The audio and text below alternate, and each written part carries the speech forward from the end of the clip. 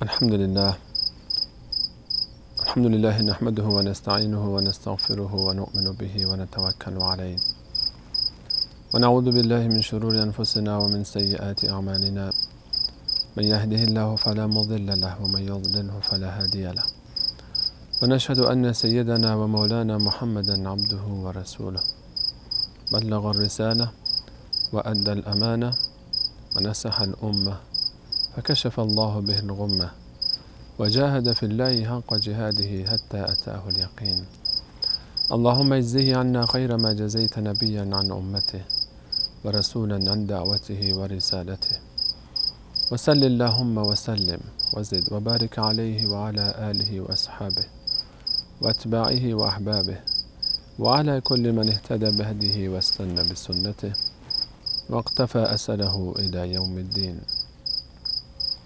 عرض سلام و ادب و احترام دارم خدمت همه شما بینندگان عزیز و ارجمند، خوبان و مهربانانی که ما را همراهی می‌فرمایید از اولین قسمت برنامه تجلی اخلاق اسلامی در قرآن. عزیزان و سروران، نمیدونم چقدر با من در این جمله‌ای که میخوام عرض بکنم موافقید. جامعه امروز ما مشکلات زیادی رو داره سپری میکنه و داره باش دست و پنجه نرم میکنه. جامعه بشری به طور عموم و جوامع ما حداقل فارس زبان ها به طور خصوص مشکلاتی از قبیل مشکلات سیاسی، مشکلات اقتصادی و در تمامی ابعاد مختلف زندگی فردی اجتماعی دچار مشکلات گوناگونی هستیم. اما یک مشکلی که بیش از همه خودش رو داره نشون میده و چه بسا که بسیاری از مشکلات اقتصادی و سیاسی و هم مرتبط به این مشکل و زایده این مشکل و نبودن این اصل، نبودن این صفت، جای خالی این باعث شده که این بحران ها به وجود بیاد. اون موضوع مهمی به اسم اخلاق. بله، اخلاق به معنای عامش، اخلاق نه به معنای خاصی که معنای ساده‌ای که ما تو ذهن ما هست، معنای خوش برخورد بودن، خوشخلق بودن و به هر حال برخوردار بودن از بعضی از صفات محسنه.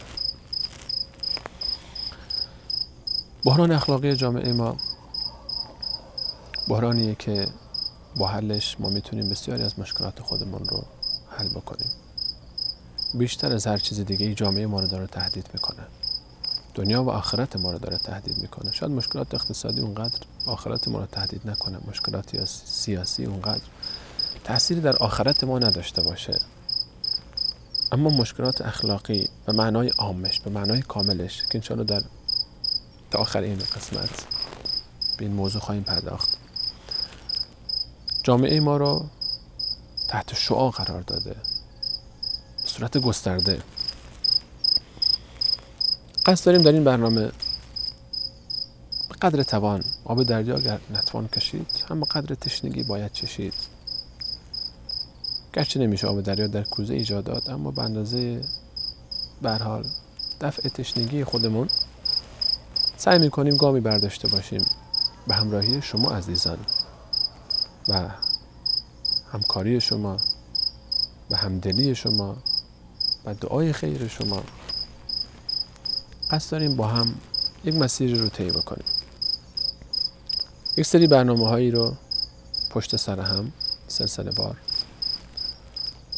در باب اصلاح اخلاق خودمون، در باب بهتر شدن، در باب برداشتن گامی برای حل بعضی از مشکلات جامعه خودمون. اول از خودمون شروع بکنیم و اگر خدا توفیق داد دوربری های خودمون.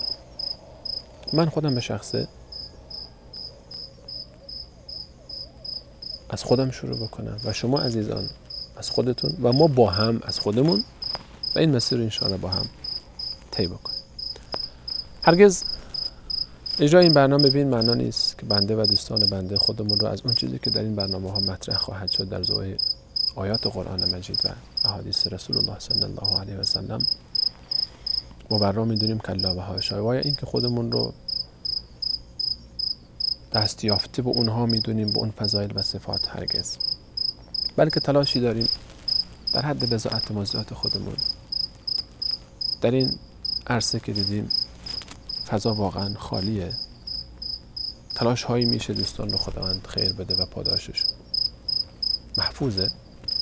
ما هم در حد وسع و توان خودمون سعی داریم که قدمی برداشته باشیم برای اصلاح خودمون و جامعه خودمون. از این رو سعی کردیم که دستاویزی پیدا بکنیم. و چه دستاویزی بهتر از قرآن کریم؟ به کتاب الله چنگ بزنیم، متوسل بشیم به قرآن کریم که سر تا پاش اخلاق، تمامش از ابتدا تا انتها تعلیم اخلاقه و تعلیم دینه. و در این راستا از معلم بزرگ قرآن کریم رسول الله صلی الله علیه و سلم، بزرگترین معلم اخلاق جامعه بشری، کمک خواهیم گرفت. از فرمایشاتش، از تعالیمش، از صفاتش، از سیرتش، برای فهم آیات قرآنی. قرآن به خاطر اینکه الله تعالی خودش در قرآنش فرموده و حقیقت هم این رو ثابت کرده و هیچ منکری منصفی وجود نداره، در سوره مبارکه یونس آیه 58 می‌فرماد: یا ایها الناس قد جاءتکم موعظة من ربکم و شفاء لما فی الصدور. پندی اومده برای شما، نصیحتی اومده از جانب پروردگار شما و شفای مریضی های قلب های شماست. قلب اصلاح بشه تمام چیز اصلاح شد و باطن ما درست بشه ظاهر ما خود به خود درست بشه. و شفاء لما فی الصدور و هدی و رحمت للمؤمنین. هدایتی است، رحمتی است برای مؤمنین، برای کسانی که ایمان دارن به این حقیقت، ایمان دارن به این کتاب و به تعالیمش و به دستوراتش. و از رسول الله صلی الله علیه و سلم کمک میگیریم، چون فهم قرآن بدون رسول الله صلی الله علیه و سلم محال. و رسول الله صلی الله علیه و سلم رو قرآن برای ما معرفی میفرماید به عنوان یک الگوی کامل اخلاقی، به عنوان یک نمونه کامل اخلاقی. و به تعبیر بهتر، اخلاق یعنی رسول الله صلی الله علیه و سلم. و بلکه اخلاق شرمنده است در مقابله با رسول الله صلی الله علیه و سلم. فراتر از اخلاق حتی تعابیر در موندن، متحیرن برای توصیفش. و شاید زیباترین توصیفی که بشه برای رسول الله صلی الله علیه و سلم و اخلاقش پیدا کرد، توصیفی است که ام المؤمنین، مادرمان عایشه رضی الله عنها، از رسول الله صلی الله علیه و سلم دارن. وقتی از مادر پرسیده شد که رسول الله صلی الله علیه و سلم رو برای ما توصیف بفرمایید، حضرت صلی الله علیه و سلم بنا به روایت امام مسلم فرمود: کان خلقه القرآن. رسول الله صلی الله علیه و سلم اخلاقش قرآن بود، به این معنا که یک نمونه عملی بود برای قرآن. قرآن علم پیامبر اکرم صلی الله علیه و سلم و پیامبر اکرم صلی الله علیه و سلم عمل به قرآن بود. الله تعالی در سوره مبارکه قلم وقتی راجع به رسول الله صلی الله علیه و سلم صحبت می‌فرماید، ایشون رو وقتی معرفی میکنه به ما می‌فرماید: و انک لعلی خلق عظیم. پیغمبر ما، شما بر درجه های بسیار متعالی از اخلاق قرار دارید. رسول الله صلی الله علیه و سلم در درجه های بسیار عالی از اخلاق قرار داشت. و خود رسول الله صلی الله علیه و سلم فرمود: انما بعثت لاتمم مکارم الاخلاق. و در روایت دیگری که امام احمد روایت میکنه، روایت قبل رو امام بخاری در ادب المفرد ذکر کرده بود، انما بعثت لاتمم صالح الاخلاق. من مبعوث شدم، هدف رسالت من اینه که من پایه‌های اخلاقی جامعه رو به تکامل برسونم. من اومدم تا اون معیارهای متعالی اخلاقی جامعه رو به اوج برسونم. این فرموده خود رسول الله صلی الله علیه و سلم. یک سوالی پیش میاد، آیا هدف از رسالت فقط تکامل اخلاق بوده؟ بله، خود رسول الله صلی الله علیه و سلم فرمود. پس توحید، پس عبادات، اینها کجا میرن؟ اینها خودشون همه اخلاقن. علاوه بر این که در تک تک این عبادت ها اخلاق نهفته است. ما عنوان مثال نماز رو رعایت اگر مد نظر قرار بدیم، رکوع برای از بین بردن غرور، سجده برای شکستن، در هم کوبیدن تکبر، یا شرکت در نماز جماعت، همراهی با دیگران، در یک صف واحد ایستادن، محبت با اونهاست. یا به طور کامل نماز، الله تعالی فرمود ان الصلاة تنها عن الفحشاء والمنکر. نماز انسان از فحشا و منکر باز می‌داره. فحشا و منکر مشکلات اخلاقی جامعه است. نماز خودش راه حله برای اخلاق. یکی از راه حل‌های اخلاق جامعه است که مشکل ما رو حل می‌کنه. روزه برای همدردی با هم نوعان، برای خبر شدن از حال مسکینان مستمندان، برای خبر گرفتن از اونها، مطلع شدن از حال اونها. زکات کلش اخلاقه. سهمی از مال خودمون رو همیشه عادت بدیم خودمون رو به بقیه بدیم، فداکاری بکنیم، خودمون رو تابع مال نکنیم، بنده مال نکنیم، دل بکنیم از مال در بعضی جاها. حج دانشگاهی از اخلاقه. حج اون کفن پوشیدنش در کندن از دنیاست، از تعلقات دنیا که باعث زنگ زدن دلها میشه و باعث بسیاری از فتنه و مشکلات میشه. حب مال باعث ظلم میشه، باعث تجاوز میشه، باعث شکنجه میشه، باعث دزدی میشه، باعث بی‌حرمتی میشه، باعث توهین میشه، باعث آزار میشه، باعث غیبت میشه، باعث سخنچینی میشه. بسیار از این فتنه ها. شرکت در مراسم حج یک دست شدن، یک ندا شدن، یک جا رفتن، یک عمل رو انجام دادن، سرخ و سفید و سیاه و عرب و عجم، پادشاه و وزیر و سفیر و کبیر و صغیر و مرد و زن از هر سن و صنف و جنس با هم کنار هم راه رفتن، همش درسای اخلاقی. اما مهمتر از همه اینها اون چیزی که رسول الله صلی الله علیه و سلم فرمود که البر و حسن الخلق. روایتی که امام مسلم از نواس بن سمعان رضی الله عنه نقل میکنه که رسول الله صلی الله علیه و سلم فرمود البر و حسن الخلق والاثم ما حاک فی نفسک و کرهت ان یطلع علیه الناس. بر نیکی حسن خلق است و گناه آن چیزی است که در قلب شما وارد میشه، آن چیزی که شما در تنهایی انجام میدید و میترسید از این که مردم بر اون اطلاع پیدا بکنن. با ما باشید بعد از یک میان برنامه با ادامه مبحث.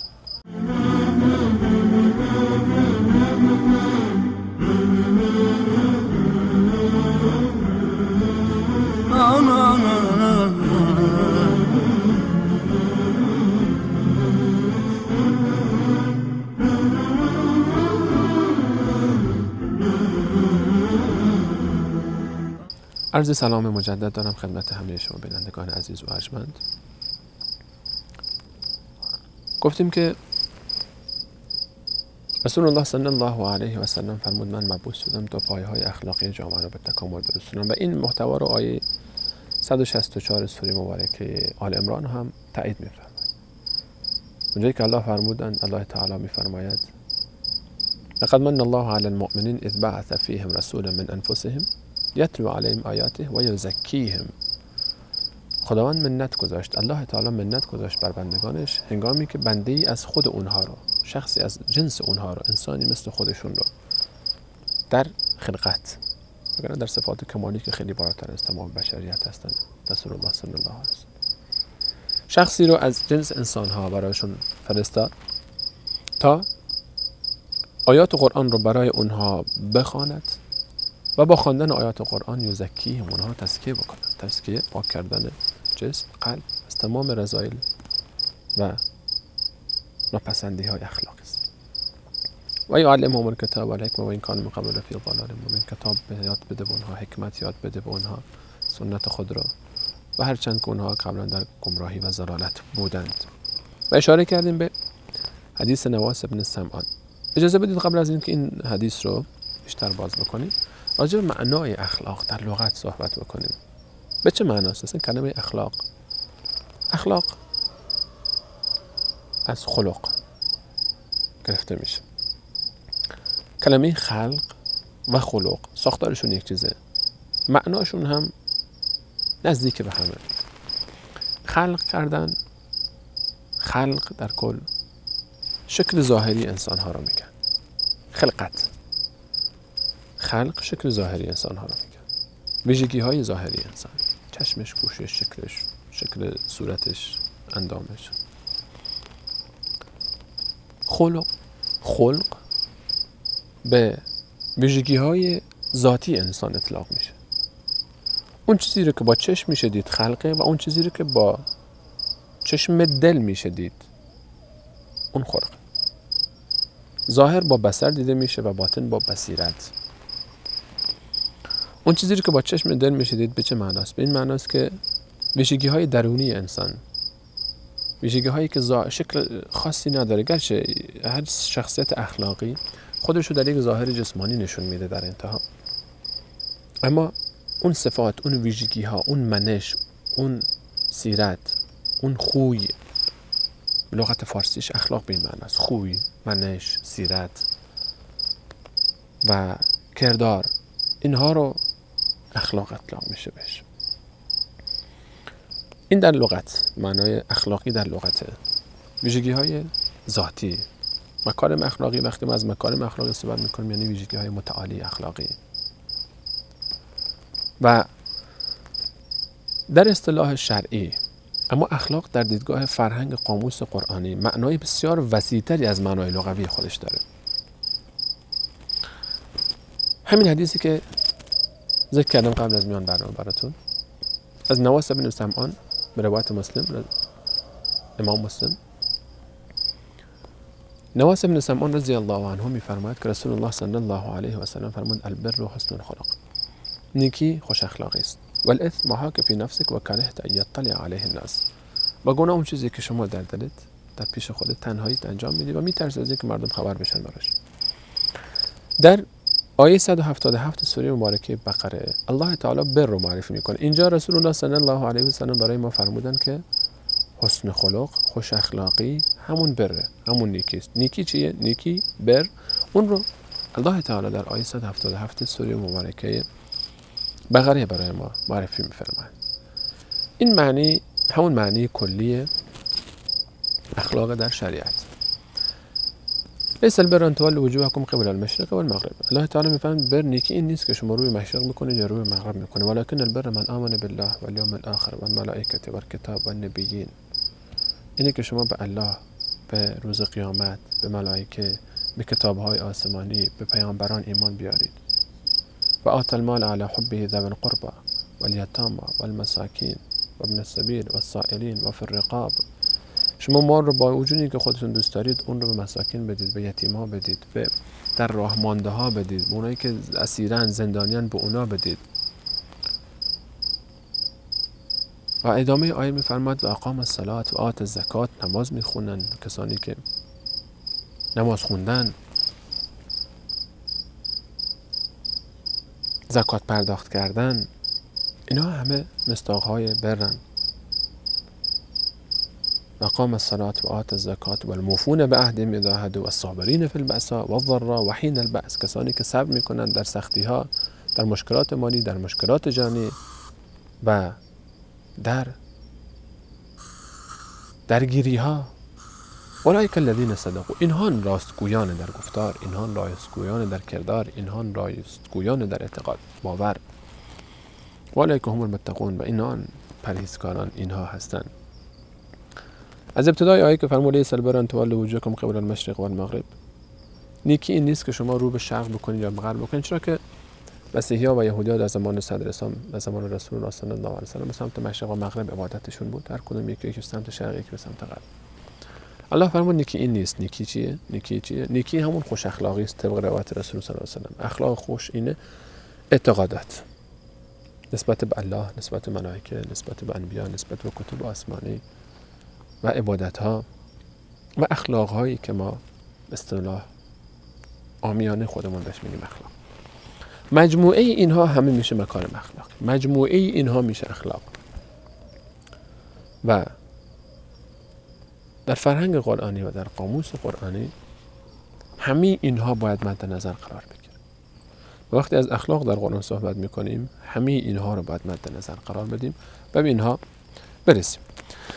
و راجع به خوش اخلاقی روایت‌های مختلفی در کتاب‌های معتبر ما ذکر شده، من جمله روایتی که امام بخاری از رسول الله صلی الله علیه و سلم نقل فرمودن که ان خیارکم احسنکم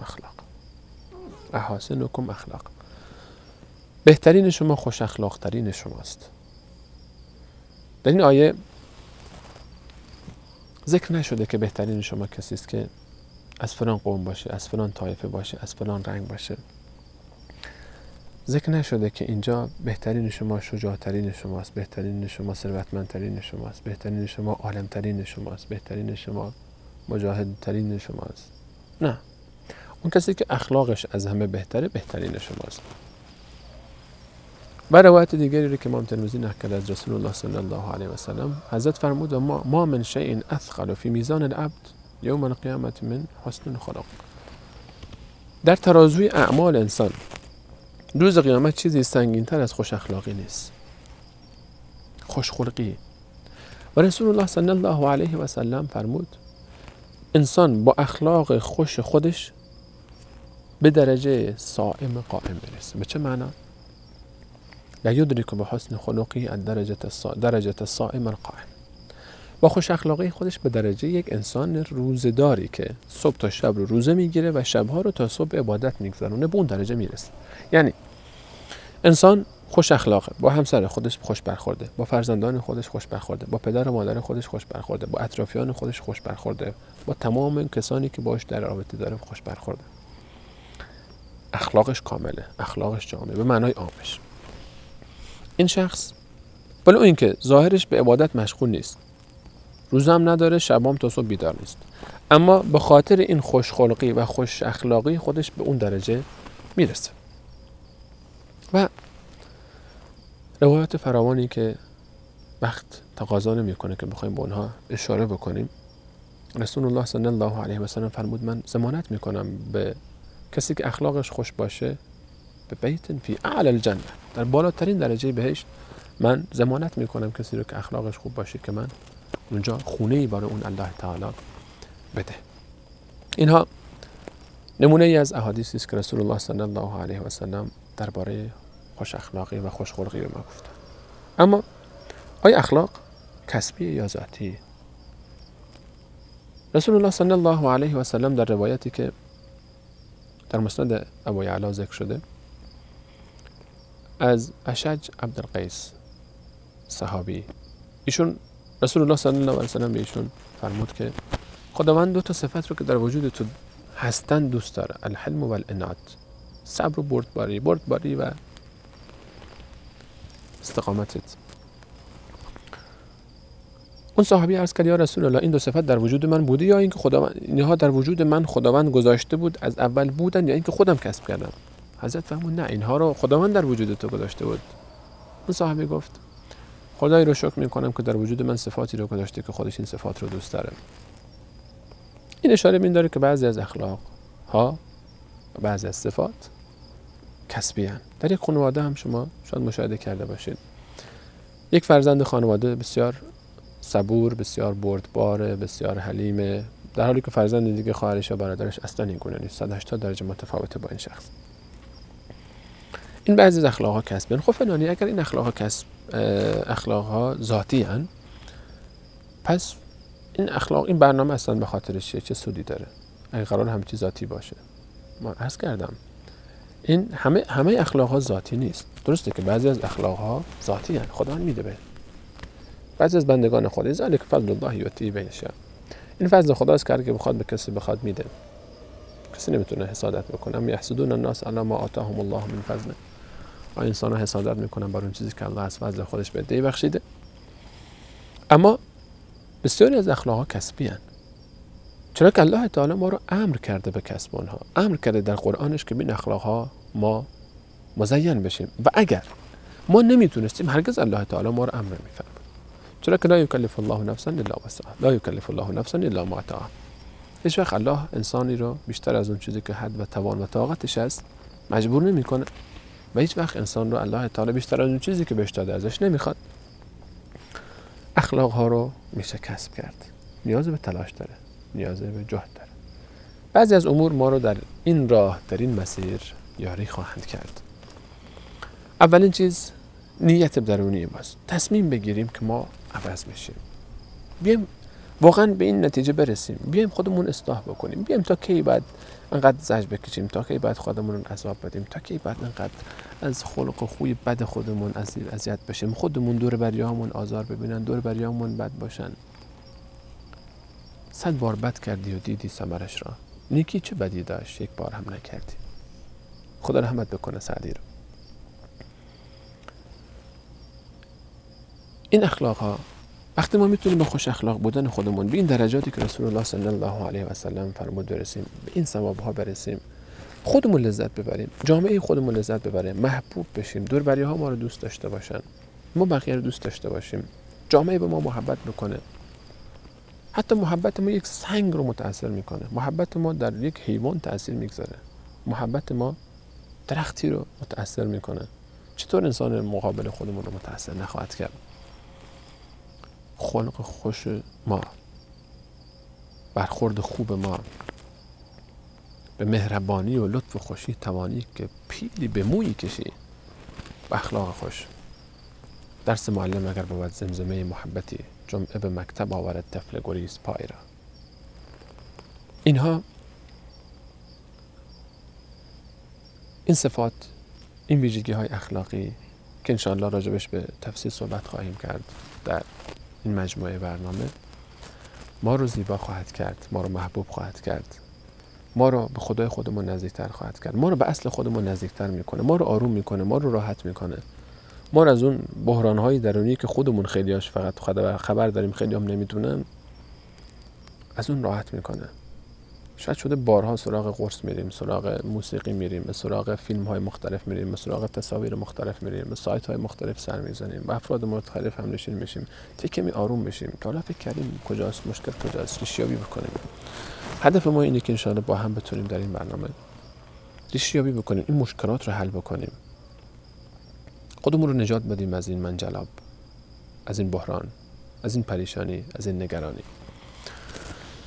اولین هدف، اولین چیزی که ما کمک میکنه خواسته درونی ماست. بخوایم بیشتر از این دیگه خودمون رو اذیت نکنیم، جامعه خودمون رو اذیت نکنیم، خودمون رو زجر ندیم، لذت ببریم از زندگی خودمون. لذت به معنای واقعی کلمه، نه اون چیزی که خیلی برای ما تعریف کردن، فقط بعضی مسائل شهوانی رسمشو گذاشتن لذت و خلاص. نه، واقعا لذت ببریم از اون کاری که داریم انجام میدیم. اول خواستن ماست. دوم استعانت به الله. از الله تعالی تقاضا میکنیم که ما رو در این مسیر یاری بکنه، چرا که همه قلب ها به دست اونه، اختیار عالم به دستش.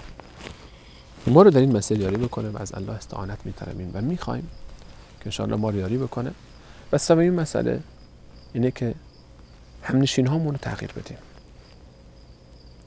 ما اگر میخوایم واقعا تو این مسیر گام برداریم، باید همنشین جدیدی پیدا بکنیم. ز خود بهتری جوی و فرصت شمال که با چون خودی گم کنی روزگار. با بدان منشین که بد مانی، خوب پذیر است نفس انسانی. پسر نوح با بدان بنشست، خاندان نبوتش گم شد. سگ اصحاب که افروزی چند پی مردم گرفت و مردم شد. صحبت صالح تو را صالح کند، صحبت طالح تو را طالح کند. همنشینمون رو باید مواظب باشیم کی باشه. نیکوکاران با انسان‌های نیکوکار، با انسان‌هایی که وقت اونها رو می‌بینیم بیاد الله می‌نازن ما رو. اذا رؤوا ذکر الله، وقتی اونها رو می‌بینیم ما رو بیاد الله می‌نازن، ما رو شاد می‌کنن. با اونها همنشین بشیم، با اونها همکار بشیم. در این فرصت‌هایی که فرصت پیدا کردیم ما یک نقطه آغازی برای خودمون ایجاد بکنیم. واقعا تصمیم بگیریم الان که این فرصت ایجاد شده برای ما، الان که هنوز این فرصت هست، بیایم عوض بشیم، یک انسان جدید بشیم، جومون رو عوض بکنیم. خودمون میخوایم، از خدا استعانت میطلبیم، مسیر خودمون هم نشینهای خودمون رو تغییر میدیم. مطالعه زندگی بزرگان و اولیای خدا، کسانی که در این مسیر رفتن، گام برداشتن و به جاهای رسیدن، الگوهای خوبی هستند برای ما. الگو برداری بکنیم و بهترین الگو رسول الله صلی الله علیه و سلم که در طول تاریخ هیچ شخصی نمیتونه نمونه‌ای بهتر از ایشون برای ما معرفی بکنه. محال در طول تاریخ از محمد مصطفی صلی الله علیه و سلم الگویی بهتر برای اخلاق باشه و از کتاب قرآن الگویی باشه. به سراغ کتاب این روانشناس اون روانشناسی که خودشون آخر به خودکشی کشیده کارش. نمیخوام اسمشون رو ببرم. کسانی که اگر واقعا خودشون حرفی برای گفتن داشتن خودشون عمل میکردن، اگر ارزشی داشت برای حرفاشون براشون ارزشی داشت خودشون خودکشی نمیکردن، دست به کشتن نمیدادن، خودشون رو از این دنیا هلاک نمیکردن. قرآن مجید برنامه زندگی ما، کتاب مقدس ما مسلمانان، بهش افتخار میکنیم. نمونه‌های عملی تحویل جامعه داده، نمونه‌های عملی رسول الله صلی الله علیه و سلم تحویل جامعه داد. جامعه بشریت، صحابه رسول الله صلی الله علیه و سلم برگزنی در دفتر تاریخ که تا به حال تکرار نشده و نخواهد شد. ما میتونیم دوباره اونها باشیم. و کمک گرفتن از نمازها، پایبندی به نمازها. این صلات تنها عن الفحشاء و المنکر، نمازها ما را از کار فحشا و منکر باز می‌داره، ما رو کمک میکنه. سلاح ارتباطی بین ما و الله است. مسئله ارتباطی بین ما و الله است. این ارتباط رو باید روزی 5 بار حداقل باید ارتباط رو برقرار بکنیم. کسانی که این توفیق نصیبشون میشه در دلهای شب بیدار میشن و قضا تلاوت میکنن، نماز میخونن که فبه المراد. و آخرین موضوع گذرا که ما خیلی کمک میکنه، ذکر، اوراد، تلاوت قرآن. اینهایی که در روایات برای ما تاکید شد، اذکار صبح، اذکار شب، اذکاری که در هنگام ورود به اماکن مختلف، از خروج از خانه، دخول از خانه، هنگام خوابیدن، بیدار شدن، وقت غذا خوردن، حتی بیت الخلا رفتن، اذکار مخصوص داره. عزیزان یاد بگیریم، جستجو بکنیم، نه خودمون رو مزین بکنیم. چرا که الله تعالی در آیه 66 سوره مبارکه نساء هم فرمود ولو انهم فعلوا ما یوعظون به لکان خیر لهم و اشد تثبیتا. اگر آنها آن چیزهایی رو که به اونها گفته میشد، پندهایی رو که به اونها میرسید انجام میدادند، بسیار برای اونها خوب بود و اونها رو ثابت قدم میساخت. امیدوارم که در این مجموعه برنامه ما رو یاری بفرمایید و با ما همراه باشید. از اینکه تا این لحظه از برنامه بنده رو تحمل فرمودید بسیار سپاسگزارم و ممنون. و تا برنامه دیگه همه شما عزیزان و خوبان رو به الله تعالی میسپارم. شاد و خرم و پیروز باشید و هر جا که هستید خرم و سرفراز. خدا نگهدارشون.